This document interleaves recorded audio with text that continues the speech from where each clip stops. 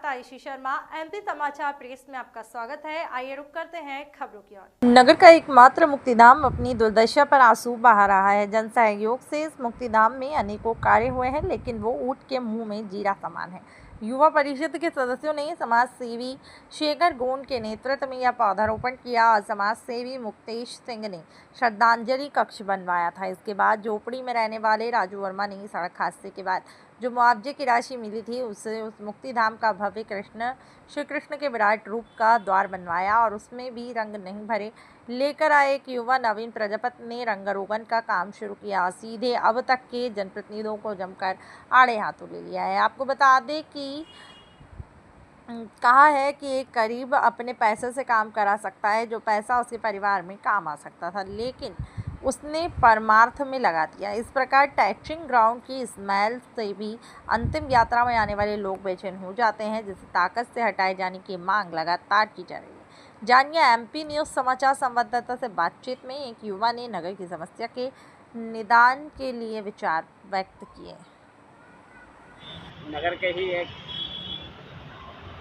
आध्यात्मिक क्षेत्र में काम करने वाले और वर्तमान में कुछ जनसेवा के लिए भाव रखने वाले युवा के मन में विचार क्यों आया, हम उन्हीं से जानना चाहते हैं। सर्वप्रथम महादेव के श्री चरणों में प्रणाम करता हूँ। भगवान श्री कृष्ण के विराट स्वरूप को प्रणाम करता हूँ। आज जो हम आए हैं ये राव नगर का मुक्ति धाम गेट है, जहाँ कहीं न कहीं लाखों लोग मोक्ष पा चुके हैं। एक ऐसा स्थान जहाँ पर लाखों लोगों को आना है, लाखों लोग आए, और आज हम जो भगवान विराट स्वरूप का जो दर्शन कर रहे हैं ये अपने आप में एक अद्भुत है। जिसमें जो मूर्ति जो आप दर्शन कर रहे हैं, जिस मूर्ति का, वो विराट स्वरूप की मूर्ति है। इस मूर्ति के दर्शन ने हमें ये दर्शाया है कि ये जो मूर्ति है ये दर्शा रही है, भगवान श्री कृष्ण कहते हैं कि हम सब आत्मा हैं और मैं विराट स्वरूप हूँ। कहीं न कहीं हम सबकी आत्मा ही परमात्मा है और वो आत्मा इस विराट स्वरूप में है। आज इतना सुंदर द्वार हमारे रावनगर के अंदर, बहुत अद्भुत।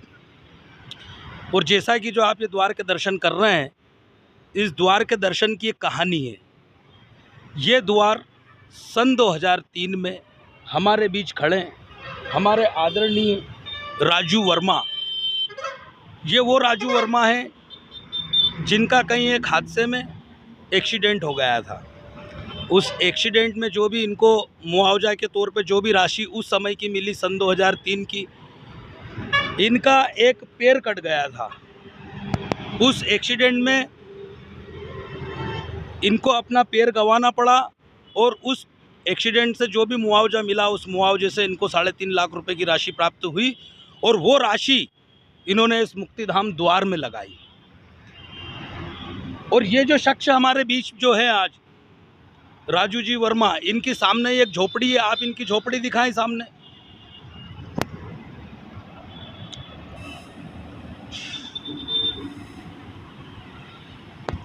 ये जो इनकी झोपड़ी है, कहीं न कहीं उस समय अगर इनके मन में विचार होता तो गेट नहीं बनवाते हुए, द्वार नहीं बनवाते हुए ये अपनी झोपड़ी का विकास करते हैं। और ऐसी गरीबी में जहां लोग अपने बच्चों का विकास नहीं कर पाते, उस समय बच्चों को नहीं देखा, घर वालों को नहीं देखा, परिवार वालों को नहीं देखा और एक ऐसे द्वार का निर्माण करवाया। ऐसी मानवता को मैं प्रणाम करता हूं और इनके चरणों में दंडवत करके मैं इनका स्वागत करता हूं। ऐसे राजू वर्मा जी को हम प्रणाम करते हुए इनसे शिक्षा लेते हैं कि आज जो हमारे रावनगर में, हमारी विधानसभा में जो लोग राजनीति की बात कर रहे हैं, आज आप देखिए ऐसे गरीब लोगों ने मुक्तिधाम का निर्माण करवा दिया। और राव की राजनीति से आज हम बात कर रहे हैं, राव की राजनीति की। शासन, प्रशासन व राजनीतिक द्वारा, राजनीतिक दल द्वारा आज तक के इतिहास में राजनीतिक दल की रिक्तता रही है। कहने को तो हमारे नगर में, हमारे राव में कई अनेक बड़े बड़े नेता आए, जैसे नंदलाल जी माटा, यज्ञदत्त शर्मा, श्री लक्ष्मण सिंह गौड़ कोविड मंगानी और हमारे ही गाँव के पास से गांव बिजलपुर से जीतू जीराती, जीतू पटवारी, यहाँ तक कि ये सब वो नेता है जो कैबिनेट में मंत्री व विधानसभा में अध्यक्ष पद तक रहे हैं, लेकिन कहीं न कहीं इस राव विधानसभा का आज तक कोई विकास नहीं हुआ। पूरी राव विधानसभा यदि अगर आप देखें तो इस प्रकार के हालात जो इन्होंने बना दिए। आज मैं आप ही के नगर से आया हुआ, आप ही का बच्चा हूँ, मेरा राव निवास है, और आज ये जो आप रंग रोगन का जो काम देख रहे हैं, ये भगवान की कृपा से चल रहा है, उनके आशीर्वाद से रंग रोगन का काम हम करा रहे हैं। आज अभी मैं मुक्तिधाम में अंदर गया, मन बड़ा विचलित हुआ।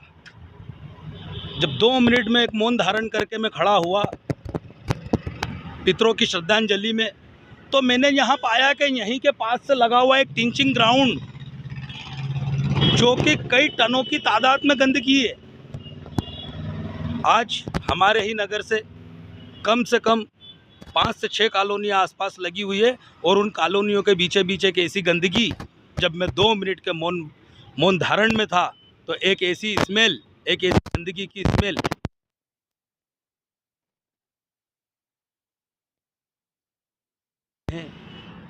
कि जहाँ कोई बोलने को तैयार नहीं है। आज चारों तरफ गंदगी फैली हुई है, चारों तरफ कोई विकास नहीं।